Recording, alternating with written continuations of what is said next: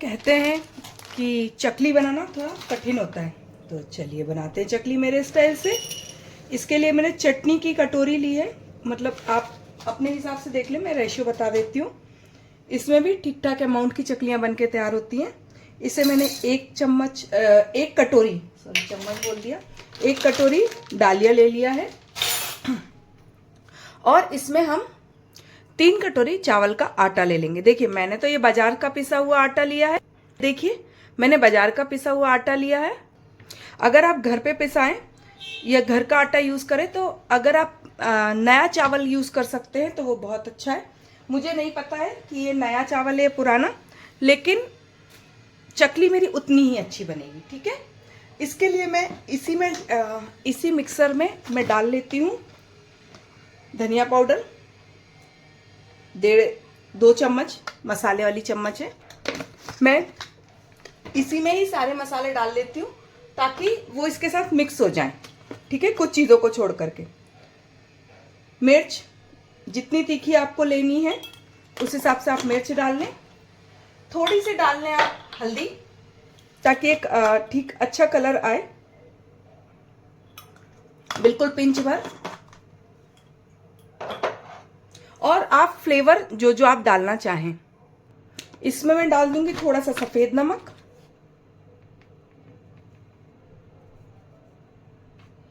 और देखिए काला नमक ना कुछ लोग खाते हैं कुछ नहीं खाते, तो मैं उन लोगों में से हूं जो काला नमक डालते हैं चकली में, तो मैं थोड़ा सा काला नमक भी डाल दूंगी। और इसमें हम पीस लेंगे। ये देखिए बिल्कुल थोड़ा सा डाला है मैंने, ताकि एक हल्का सा जो काला नमक का बहुत सौंधा सा टेस्ट है ना वो आ जाए। बाकी बहुत ऐसे नहीं कि काला नमक का ही टेस्ट आए। तो और इसमें आप काली मिर्च वगैरह जो भी आप डालना चाहें आप डाल सकते हैं। सबके चकली के अपने अपने वो होते हैं, वो किस स्वाद का लेना चाहते हैं। ये देखिए हमारा ये पिस गया है अच्छे से। ठीक है, और अब मैं ये देखिए थाली में निकाल के इसमें मैं 2 से 3 चम्मच, है ना, मतलब चम्मच पे भी डिपेंड करता है। मेरी कटलरी सेट की बड़ी चम्मच है। इसमें हल्का सा देखिए इसमें मैं सेकने वाली हूँ, इसमें मैंने तेल गरम करके रखा है और इससे मैं इसमें तेल डाल दूंगी। ये देखिए, ठीक है, 3 चम्मच मैं अभी लूंगी और 1 चम्मच जब मैं इसको नीट करूंगी ना तब मैं यूज करूंगी।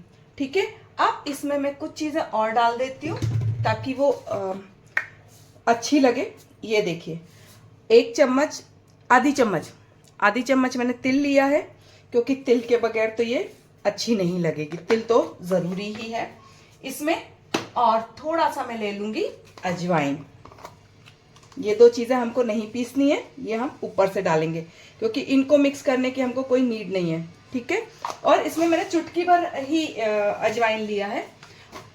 देखिए बोलते हैं कि गर्म पानी से इसको सानना चाहिए, लेकिन मैं ना गर्म पानी से नहीं सानती हूँ, मैं नॉर्मल ही सानती हूँ, नॉर्मल पानी से।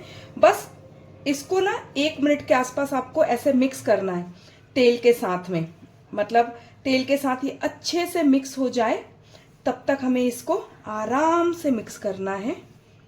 ये देखिए, और जैसे ही ये आपको 1 मिनट इसको आटे के साथ रगड़ लीजिए। तेल को आप थोड़ा कम भी मोयन डालते हैं ना तो आपका काम चलता है। और ये देखिए अब मैं इसको 1 मिनट इसके साथ मसल के फिर आपसे मिलती हूँ। देखिए 1 मिनट रगड़ने के बाद ये ऐसा हो गया है। जब मैं इसको हल्की सी भी मुट्ठी बांध रही हूँ ना तो ये इस तरीके से आता है। तो आप ये वाले टेक्सचर पे ध्यान दीजिएगा कि हमको कहाँ तक मोयन डालना है, जब तक हमारा टेक्सचर ये नहीं आ जाए। चलिए अब इसे सिंपल पानी से मैं सान लेती हूँ। और जब भी आप बेसन से या रिलेटेड किसी चीज को साने ना तो आप डायरेक्ट कभी भी आटे में पानी ना डालें, पहले हाथ में लें फिर डालें। और हाथ में क्योंकि 1 से 2 चम्मच ही पानी आ पाता है, तो हमको इसी तरीके से ही 1 से 2 चम्मच ही लेना है, क्योंकि ये कप गीला हो जाएगा, आपको पता भी नहीं चलेगा। चलिए इसको पूरा सानने के बाद मिलते हैं। और हमको इसको कैसा सानना है, इसे थोड़ा ढीला सानना है, ठीक है। जैसे रोटी का आटा होता है उससे भी थोड़ा सा ढीला, ठीक है। हमें इसको टाइट तो बिल्कुल भी नहीं सानना है। चलिए मैं सान के और फिर आपसे मिलती हूँ। ये देखिए, ये अब हमारा नीट करने वाले हैं हम लोग। तो 1 चम्मच ना, कभी भी आप लोग कुछ भी बनाए ना, तो लास्ट का मतलब अगर 3 चम्मच आपको मोयन डालना है, 3 चम्मच मोयन डालना है ना, तो 2 चम्मच शुरू में यूज कीजिए और लास्ट का 1 चम्मच इसको नीट करने के लिए रख लीजिए। ये बहुत अच्छा रिजल्ट देता है, ठीक है। और ये देखिए, आप इस तरीके से नीट करें इसको, ठीक है। और इसको 1 मिनट हम लास्ट में भी, इसको 1 मिनट हम लास्ट में भी ना नीट करेंगे। और इसको अब मैं इसी टाइप से ही नीट करना है जी, कब तक, जब तक ये काफी स्मूथ, जैसे अभी टुकड़े टूट टूट के गिर रहे हैं ना, ये गिरने नहीं चाहिए, ठीक है। ये बिल्कुल आटे के फॉर्म में कन्वर्ट हो जाएगा कि आप जहां करेंगे एक भी नहीं इधर से उधर होगा, पूरा उसके साथ ही जाएगा। तब तक हमें करना है। इसके लिए लगभग हो गया है, देखिए कहीं से भी नहीं हिल रहा है। मैं कैसे ही ऊपर से पटक भी रही हूं फिर भी ये अलग नहीं हो रहा है, ठीक है। तो मतलब आप मान के चलिए कि आटा सानने में ना तकरीबन 3 से 3.5 मिनट लगते हैं पूरा तैयार करने में, ठीक है। चलिए अब हम इसको इसकी वो बना के तैयार करते हैं चकली। इसको 1 से 2 मिनट रेस्ट दे देते हैं, सिर्फ 2 मिनट। तो ये आटे का जो प्रोसेस है ना, टोटल इसमें 5 मिनट के आसपास लग जाता है, 5 से 6 मिनट, 2 से 3 मिनट आप इसको देंगे रेस्ट, ठीक है।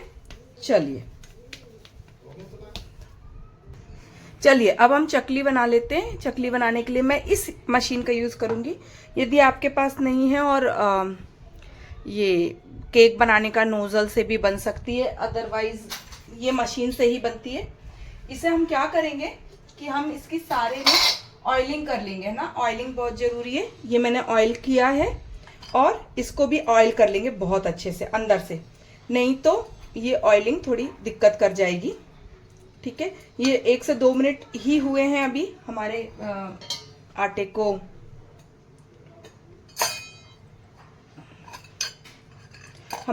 को रेस्ट करते हुए। और अब हम इसमें हमारे आटे का, ये देखिए, आप चाहें तो पूरा भी भर सकते हैं, लेकिन मैं 2 पार्ट में भरूंगी क्योंकि मैं सेकूंगी भी 2 पार्ट में ही, है ना। ये इतना नहीं हो पाता है। ये देखिए, इससे ही बहुत सारी बन जाती हैं एक अकेले से। ये देखिए, इसे ऐसे घुमाएंगे और ये देखिए हमारी चकली बनके तैयार हो जाएगी। जितनी बड़ी आपको चकली बनानी है उस हिसाब से आप बना लीजिए।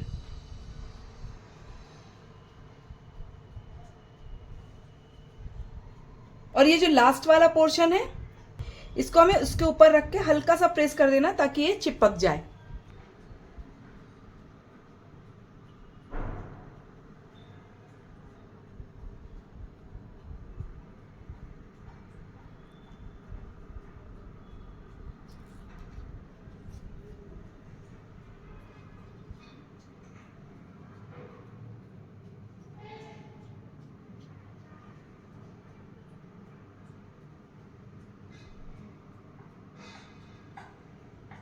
मैं यहाँ पे छोटी छोटी चकलियां बना रही हूँ, आप चाहें तो बड़ी भी बना सकते हैं। चलिए अब मैं ये पूरी चकली बनाने के बाद ही आपसे दोबारा मिलती हूँ।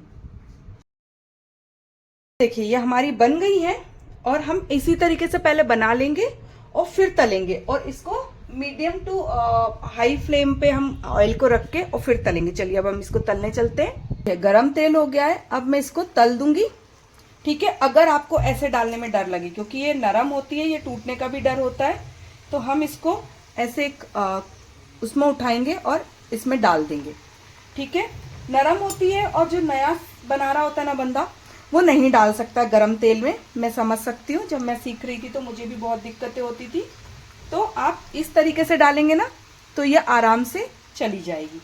तो ये आप ये मत देखिए कि मैं कितना बात करती हूँ, आप ये देखिए कि मैं आपको कितने टिप देती हूँ। मतलब बोलती जाऊंगी तभी तो टिप दूंगी, नहीं तो टिप कैसे दूंगी। ठीक है। तो चलिए अब इसको तलने के बाद में आपसे मिलती हूँ। ये देखिए, ठीक है। और इसको हम शुरू में मीडियम रखेंगे, देन बाद में हाई कर लेंगे। और इसका आपको पता कैसे चलेगा कि ये पूरी हो गई है? आप इसको पहले तो अलटते पलटते रहिए, और मैं आपको ये भी बताऊंगी कि आपको कैसे पता चलेगा कि हमारी ये जो चकली है वो हो गई है निकालने लायक, ठीक है। तो आप मेरे साथ बने रहिए।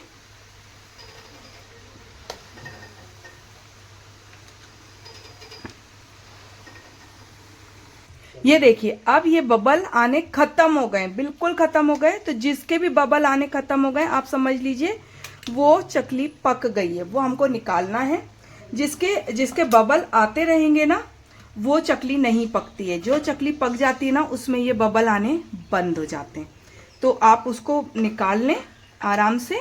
और जिनमें नहीं आ रही है ना, वो जिनमें बबल आ रहे हैं, उनको आराम से पकने दें।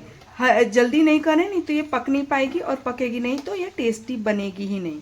मेरा देखिए सिर्फ एक इसमें, देखिए इसमें बबल आ रहा है, जबकि इसके बगल वाले में बबल नहीं आ रहा है, ठीक है।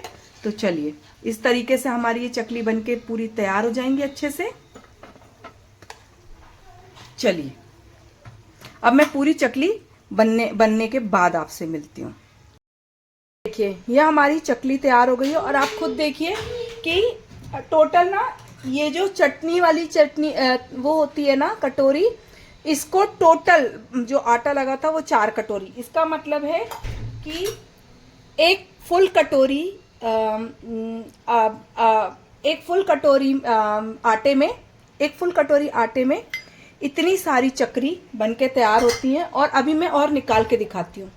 ये देखिए, टोटल एक कटोरी में, एक हमारे खाने वाली जो कटोरी होती है ना, जो नॉर्मल कटोरी होती है, ये इतना ही आटा था टोटल मिला करके, चना और उस चावल का, उसमें इतनी सारी हमारी चकरी तैयार होती है। अब इसे आप भी अपने घर पे बनाइएगा, क्योंकि ये बहुत सरल है मेरा तरीका। इसे ज़रूर बनाइएगा और एंजॉय कीजिएगा दिवाली में। बाय।